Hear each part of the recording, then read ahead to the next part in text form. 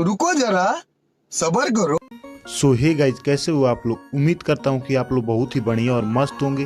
तो दोस्तों, आपका भाई एक फिर से डीजे स्टेटस एडिटिंग लेकर आ चुका है। तो आप लोग इस वीडियो में अंत तक बने रहिए, क्योंकि आप लोग अंत तक नहीं बनेंगे तो आप लोग को पूरा वीडियो समझ में नहीं आएगा। तो दोस्तों, ज़्यादा बातें नहीं करते हैं, चलते हैं प्रीव्यू की तरफ।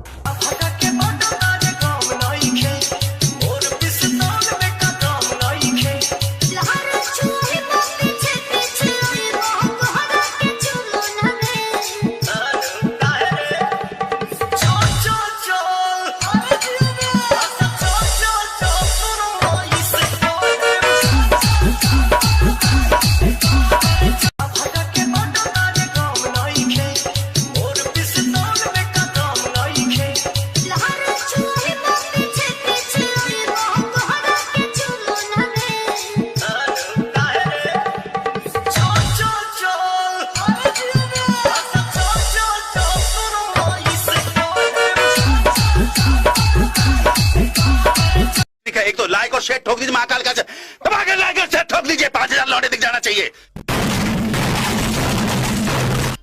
तो ओके दोस्तों, कैसा लगा प्रीव्यू। उम्मीद करता हूँ कि आप लोग को बहुत ही बढ़िया और मस्त लगा होगा।